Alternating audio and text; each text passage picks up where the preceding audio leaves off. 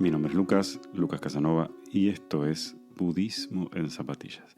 Este es un episodio nuevo de la serie Bandera Roja. Si querés encontrar los episodios anteriores de esta misma serie, lo podés hacer buscando en mi sitio web lucascasanova.com/bes. B de budismo, E de en, Z de zapatillas. Ahí tenés organizadas todas las listas de los podcasts para que puedas seguirlos como si fueran cursos de audio y cada uno siguiendo su tema. El episodio de hoy es al respecto de los padres emocionalmente inmaduros, porque debido a los últimos episodios que publiqué, muchas personas me enviaron mensajes para preguntarme qué pensaba del concepto de la justicia y de la injusticia en el tratamiento de los padres a los niños, que eso en muchas familias genera revuelo al respecto de cómo debería haber sido y cómo son las cosas, y cómo uno hace para librarse del rencor y del resentimiento de aquello que nunca ha podido ser. Aquí creo que las herramientas del budismo son fundamentales, porque el hecho de poder mirar las cosas y reconocer que la justicia es ante todo una creación humana. Sí, no existe en el caso del budismo más que la causa y la consecuencia. Toda acción tiene una igual reacción, que es casi como una mirada desde la física, donde todo aquello que sucede le corresponde una fuerza igual de fuerte en alguna otra dirección o en la misma. Entonces, nosotros hemos aprendido desde el comienzo de los tiempos, y esto lo he hablado alguna vez, que el primer libro humano conocido fue el Código de Hammurabi, que hablaba de la ley del talión, del ojo por ojo y el diente por diente, y que era una forma también de dejar por escrito cómo tenían que vivir las sociedades humanas. Es decir, si vamos a vivir uno junto al otro y vamos a crear sociedades, vamos a necesitar poner reglas para que no nos hagamos daño los unos a los otros, y si eso sucediera, habrá alguien que podrá jugar de contralor. Y ahí los gobiernos se transformaron en organismos de implementación de la justicia. Esto que parece que no tiene absolutamente que ver con nada, es para contarte cuál es el comienzo de este balance de fuerzas y de estas obligaciones o deberes que nosotros hemos creado. Si nosotros vamos a la naturaleza y observamos cómo se mueven los animales en su ambiente, en su hábitat natural, qué es lo que sucede con las montañas, los ríos, podemos observar que lo justo o lo que consideramos recto no tiene lugar allí.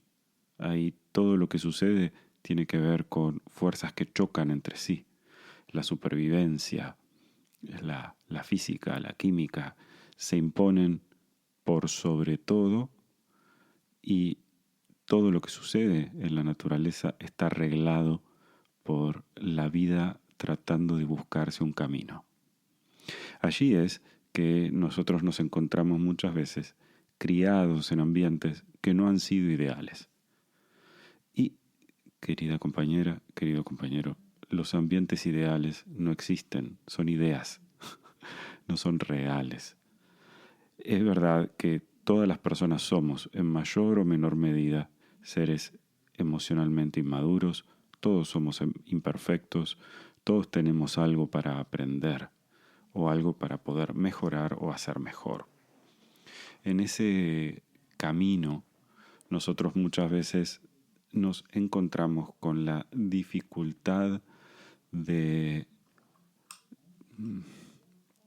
¿cómo podría decirlo?, haber crecido en un hogar que no nos ha dado aquellas cuestiones básicas para proteger a la inocencia, para darle a la infancia el desarrollo que debería haber tenido que tener. Esas situaciones ideales no han sucedido, nuestros padres nos han dado lo que podían. Y muchas veces nos quedamos con la sensación de resentimiento, de volver a sentir, porque lo que hubiésemos esperado no pasó y nadie ha venido a repararlo. Aquí te pido que te veas como la persona adulta que hoy eres, la persona que hoy, ya mayor de edad, habiendo superado las limitaciones que aquella vida, esa niñez, esa adolescencia tuvo, hoy tus padres pueden reconocer que han causado daño voluntaria o involuntariamente, o pueden no hacerlo. Independientemente de que eso suceda, es tu responsabilidad como persona adulta cuidar de aquel niño, cuidar de la persona que vive dentro de ti y que todavía siente la falta de lo que no pudo ser. Esto es lo que llamamos rematernar o el convertirse un padre o madre de uno mismo y darse aquello que no recibimos. Cuando yo hablaba con un monje budista al respecto de lo que había sido mi infancia y mi adolescencia, con la discriminación, el bullying, el trato tan falto de afecto que había tenido durante mi infancia y la poca posibilidad de sentirme seguro o a resguardo, lo que me decía este monje era que yo seguía insistiendo en querer demostrar que tenía razón. Y me decía, esto que te sucedió es injusto, porque la infancia que tuviste debería haber sido protegida de otra manera. Lo que ocurre, querido compañero, como me decía este monje, es que tienes un gran error de concepto, que es que debería haber habido una fuerza que balancease aquello que sucedió. Si eso hubiese sido verdad, entonces no habrías atravesado lo que pasaste. Esa fuerza no existió, pero sí en el presente eres capaz de verlo. Lo justo no existe, porque si hubiese existido, entonces alguien habría cuidado de ti. Entonces, si lo justo no existe, lo injusto tampoco existe. Estás aferrándote a una ilusión, a creer que si alguien escucha y viene a reparar, finalmente será feliz. A decir verdad, le estás poniendo al otro todo el poder de resolver aquello que en tu corazón hoy sangra. ¿Por qué no recuperar ese poder y convertirte tú en la persona que deberías haber tenido a tu lado en aquel momento de tu vida? Y le digo, ¿cómo? Conviértete, me dice, en el padre y la madre que ese niño que fuiste no tuvo. Y así fue como empecé a cuidar de ese niño herido y a deconstruir al monstruo que había preparado para defenderme. Es esto que cuento en mi libro, esta gran frase de Rumi, de no buscar el amor, sino las barreras que creaste para separarte de él. Eso me ayudó con el tiempo a darme cuenta que mis padres primero eran humanos, que mi familia estaba creada, sostenida en seres humanos, que aquello que yo llamaba hipocresía era en realidad mucho de mis propias expectativas. Yo quería que fuesen perfectos, quería que fuesen ideales, pero nunca lo fueron.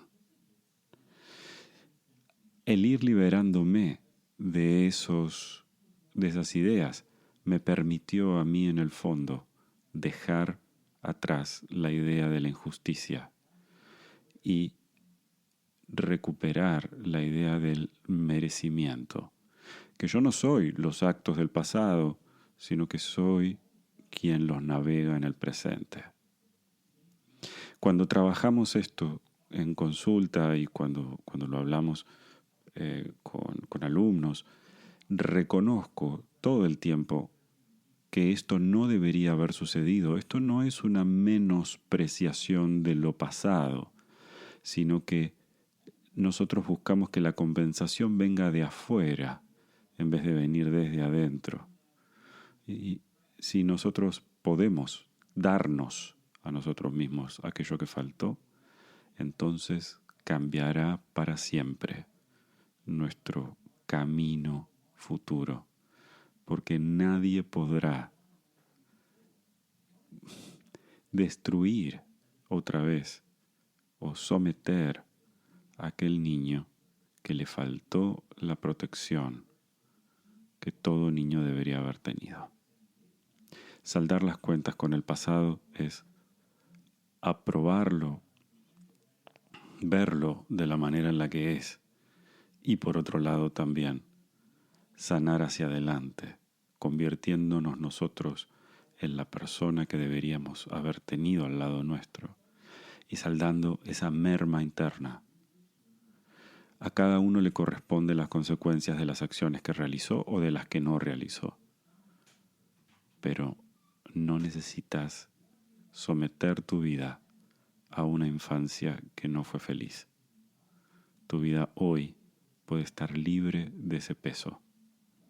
Esto va dedicado a Mariela, una dulce chica de Colombia que me escribió para contarme cómo hacía para salir de la constante sensación de ser la cenicienta de la historia y que nunca llegaba el momento del rescate porque nunca venía ningún príncipe a ofrecerle una zapatilla de cristal. Y le digo, en el siglo XXI las cenicientas se empoderan y no necesitan ni príncipe, ni zapatilla, ni permiso. Simplemente hacen una maleta, se van de casa, empiezan de nuevo y dejan atrás la idea de que alguien debería haberlas rescatado.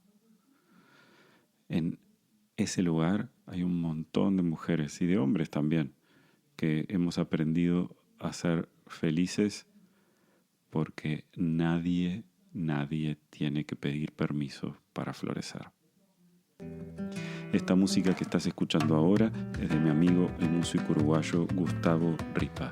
Y si querés dejarme un mensaje, podés hacerlo a través de la página de Spotify, donde podés dejar comentarios al respecto de este mismo episodio, y también, por supuesto, en mi perfil de Instagram en @lucas.casanova.yoga. Mis cursos online podés, por supuesto, explorarlos en mi página web lucascasanova.com/cursos para leer un poco más al respecto de lo que estoy haciendo hoy. Un abrazo muy fuerte. Seguimos juntos este camino. Acordate que no hay personas tóxicas, sino personas emocionalmente inmaduras. Lo tóxico está en la dosis. Namaste.